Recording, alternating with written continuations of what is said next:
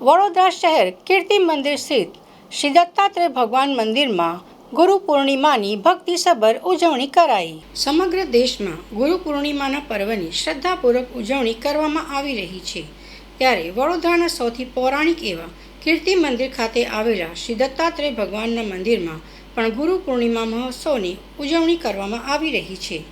આ અંગે માહિતી આપતા મંદિરના અગ્રણીએ જણાવ્યું કે આ મંદિરમાં મહારાજની સમાધિ આવેલી છે, જેઓ ગાયકવાડ સરકારના ગુરુ હતા।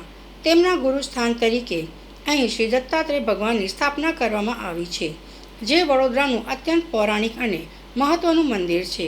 ગુરુ પૂર્ણિમાના પર્વ નિમિત્તે આજે સવારે ભગવાનનો વિશેષ અભિષેક અને મહાપૂજાનું આયોજન કરવામાં આવ્યું હતું, તેમજ સવારે 8:30 વાગે આરતી સંપન્ન થઈ હતી। આ ઉપરાંત સાંજે 8:30 કલાકે પણ ભવ્ય આરતીનું આયોજન કરવામાં આવ્યું છે। હિન્દુ સંસ્કૃતિમાં માતા પિતા અને સાચું જ્ઞાન આપનાર ગુરુનું સ્થાન સર્વોપરી છે। ગુરુ પૂર્ણિમાના દિવસે ગુરુનું પૂજન કરી તેમના આશીર્વાદ અને ઋણમાંથી મુક્ત થવાનો આ પવિત્ર દિવસ છે। વડોદરા શહેરના તમામ દત્ત ભક્તોને આ પવિત્ર અવસરે કીર્તિ મંદિર સ્થિત દત્ત મંદિરમાં પધારી ગુરુદેવ દત્તાત્રેય ભગવાનના આશીર્વાદ અને પ્રસાદનો લાભ લેવા ભાવભીનું આમંત્રણ આપવામાં આવ્યું છે।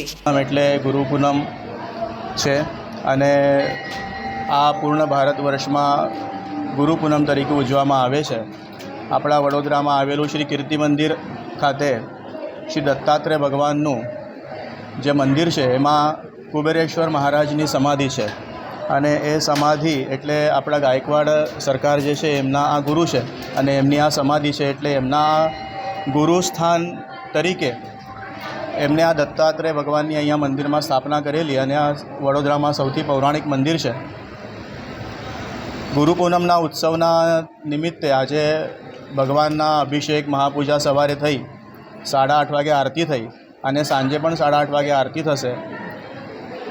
ગુરુ પૂનમનું મહત્ત્વ વિશેષ એવું છે કે આજે આપણા જે કંઈ ગુરુ આપણે કરેલા હોય, જેમણે આપણે જ્ઞાન આપ્યું છે, આપણા માતા પિતા સૌથી પહેલાં આપણા ગુરુ કહેવાય અને પછી આપણે જે જ્ઞાન આપે એ ગુરુના આપણે જે શિષ્ય કહેવાય, તો એમની આજે આપણે ગુરુ પૂજન કરીને એમના આશીર્વાદ લેવાનો આજનો દિવસ છે, એમના ઋણ ચૂકવવાનો દિવસ છે।